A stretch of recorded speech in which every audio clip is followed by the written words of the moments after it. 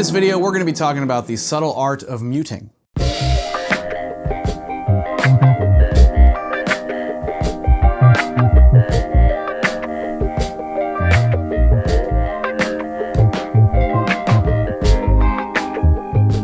Now, muting is one of those techniques that's actually a lot more diverse than I feel like a lot of people give it credit for.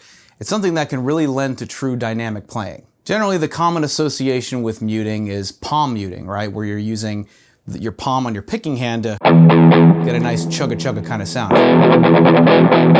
Which of course is very important and absolutely has a place, but there's actually two appendages that you have that can be very responsible for muting. So we're going to talk about both of those. So we'll start with the picking hand though, just to start where we all kind of associate it with. Now with muting, there's a couple things that kind of happen when you're palm muting with your picking hand specifically. You're dealing with deadening the string so you get this palm muty kind of sound, right? Right? But it's not just about the like where your palm is sitting as far as on the strings is concerned. It's also about positioning hereabouts, right? And every guitar is a little bit different. There's a certain sweet spot that each guitar I feel like seems to have, and it's something that's worth exploring because you can actually get, I guess, what you would consider like the best tone when it comes to palm muting when you find that sweet spot. So let's take, for example, kind of the rule of thumb is wherever the strings meet the bridge on your guitar, right? That's kind of where, that's already going to be a good focal point to start. And you're going to take that sort of stake, right, part of your palm, and you're just going to rest it on there. Now, you're not going to do any kind of pushing. You don't want to do that. For one, there's no need for it. And, you're just going to be exerting energy you really don't need to do. And then you can just keep your palm resting on there and then just playing open strings just to see that you're getting that palm muting effect compared to if they were wide open, right? Now, once you find a sweet spot, or once you start there, I should say, then you want to find that sweet spot as far as where it is in relation, parallel, right? Let's say to the neck. So we can find a spot anywhere from here to here. Now, in this case, as we get closer to where the strings meet the bridge, that's kind of the right spot, which is why it's the rule of thumb. Most guitars, I feel like that's kind of the spot. But sometimes, you can venture just a little bit further away and still get the right amount of punch and like sort of a percussive effect when you move even just a little bit closer towards, let's say like the neck pickup, right? Now, if you move too close to the neck pickup, you're not gonna be able to even discern what note you're playing, right? And that's mostly for just like straight up muting, where you're not trying to actually deaden a note, you're trying to just completely, not have it. So we wanna kind of find a spot where we can find this nice percussive sound. Like in the beginning of the video when I was doing this little number though, which is a great exercise to practice palm muting in trying to get that percussive kind of sound. What I'm doing is I'm just playing an open string, like open low E string, then hammering onto the 5th fret with my 1st finger, and then 7th fret with my 3rd finger. And a triplet, right? So triplet, 3 moves, and then I just walk that up, the A string and the D string. And then back and forth, so. Triplet, triplet, triplet, triplet.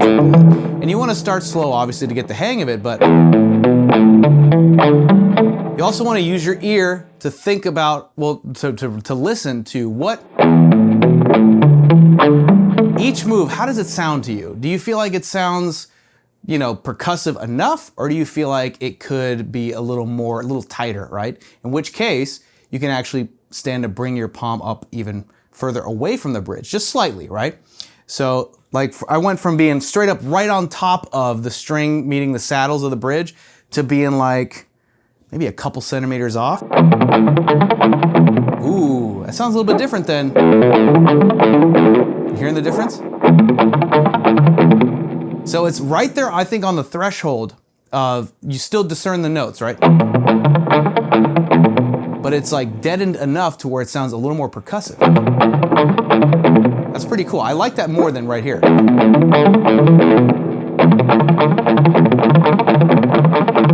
So you can, like, when you start getting faster at it, you can really hear like that that percussive sound actually really works for you. It just kind of gives you something, you know? So this is a nice exercise to find that sweet spot. Now, of course, leave it up to your own taste on whether or not you want it to be a little bit more open. Let's say like that, but I'm trying to like have it to where it's almost like no sustain and just enough to where I can hear the note I'm trying to play and I can discern it. And for me, on this guitar, it's like right about here. So not quite here, so it's just like a couple centimeters off. So this is important. This is why I'm taking this whole video just to talk about this one particular technique. It's worth it to spend some time and find that sweet spot on your guitar. Of course, as long as it appeals to what you actually want, you know, with the sound you're trying to get. So generally, once I find that sweet spot, that tends to be just the overall sort of vicinity that my picking hand would like to gravitate towards. So unless I'm playing like something maybe more acoustically and just kind of like wide open and just, you know, kind of just flailing my wrist around when I'm doing a lot of strummy stuff, generally I'm gonna hang out right here. I'm not always gonna be muting, but I'm gonna hang out here. So even if I'm playing,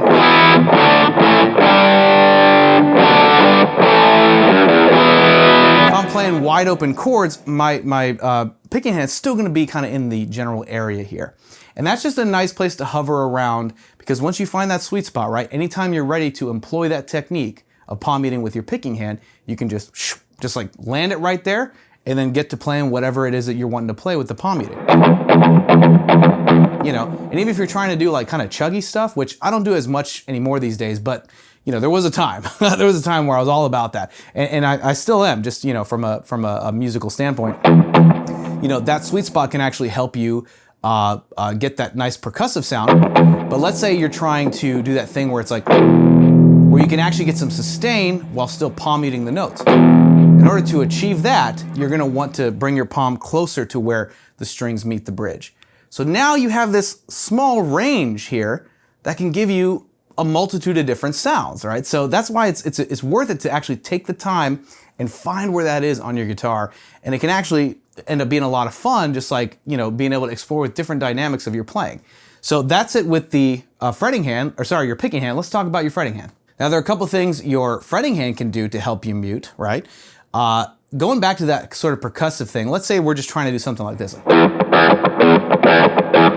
It's that really thumpy, like, I don't want to call it gent because this is a 6-string guitar tuned to standard tuning, but I would say this absolutely can apply if that's the style that you're into. If you got your 8-string in your lap right now and you're wanting to, you know, practice that kind of style, this can actually help. I mean, I see this all the time. You know, I was huge into Meshuggah, and then later on Periphery, and bands that really pioneered that kind of style, that very percussive, like metal guitar playing. And I see a lot of this, a lot of muting with your fretting hand. So generally what's happening is you're finding space in between notes that you're picking, and you're just like gently slapping these fingers on the strings to do the mute. So it's not so much your picking hand anymore. Now your fretting hand is handling the mute. So if you were to just do this, just like pick the low E string, for example, and then mute it with this hand, right? Add some rhythm to it. Right? You just get kind of accustomed to it, right? And then what that'll do is it'll make this kind of a natural movement. Because whenever you see these guitar players that are just really proficient with their muting, you have to think of it like this. It's just a series of moves that are happening in succession. And once you actually break them down like move by move, it kind of makes sense, and it's easy to wrap your head around at first. And then you start it slow and you build up speed. So you can think of the move list that we're doing here is like this. Pick, mute. That's it. Just 2 moves. Pick, mute. Pick, mute. And it's just repeated. Now, if you're wanting to add some more moves and doing something more like this, that kind of thing, what we're doing is, that's 3 moves. 1, 2, 3. What I'm doing is I'm picking the low E string wide open, muting it with this hand, and then while it's still muted, doing an upstroke with the pick on that same string, and that's the 3rd move.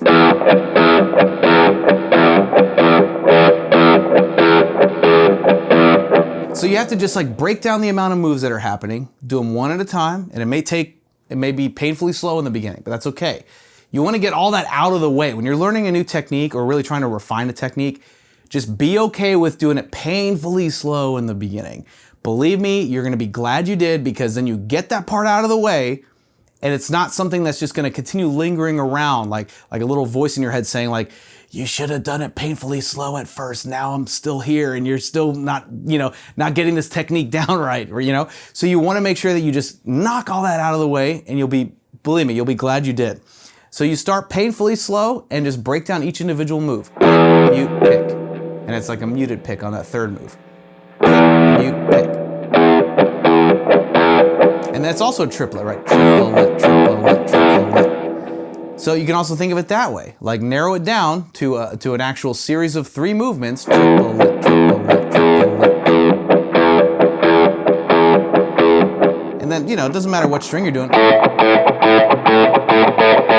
You can apply it there too. So as just a great exercise, just start with that low E string and just mess around with that kind of movement.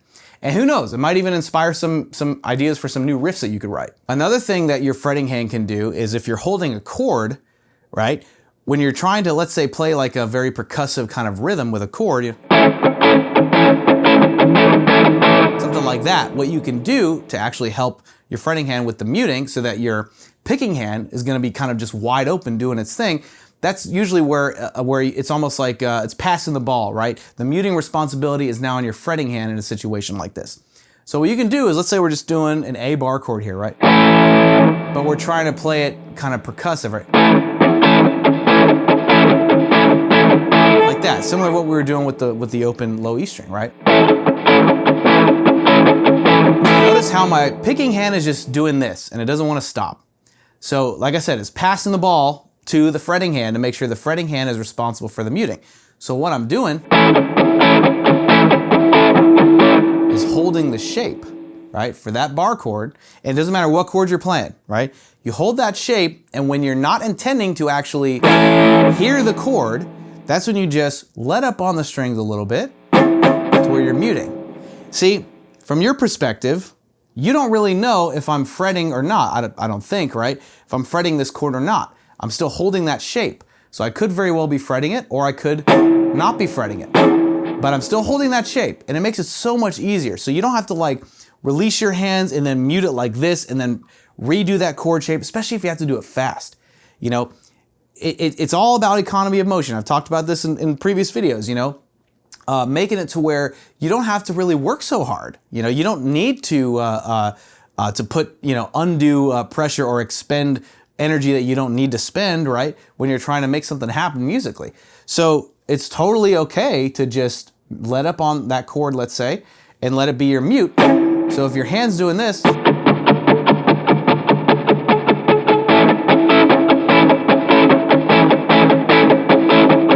this hand's barely moving, right? So that's just to impress upon you what I'm trying to say here is that you can hold that shape, let up on the strings, and again, it doesn't matter what chord shape you're doing. You can be like,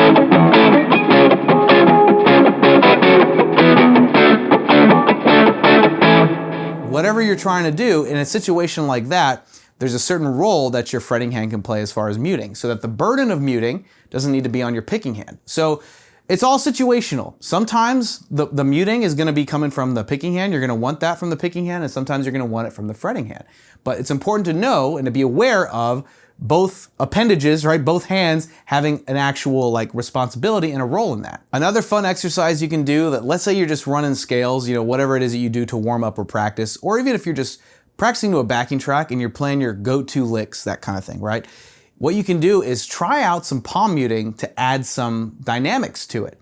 Now, in a situation like that, especially if you're playing a solo, it's usually going to be your palm, your picking hand, that's going to help you as far as the muting is concerned, right? Most of the time, not all the time. But if, let's say, you got your go-to minor pentatonic licks, something like that. Try that, but palm mute it. You take the same lick and it gives it a whole new dynamic. And you can even try that more percussive sort of sound. It sounds even more like, just kind of like punches a little bit more. And one thing I personally love to do is if I'm building up to a lick, I like to palm mute it and then just like end it with like, a big bend or something. So if I'm doing like, Something like that is fun. You know, I love doing stuff like that, especially when, you know, it kind of, you can sort of mess around with your timing so that instead of just doing it in kind of a straight rhythm, you're just kind of like being really percussive and staccato with it, right? Like,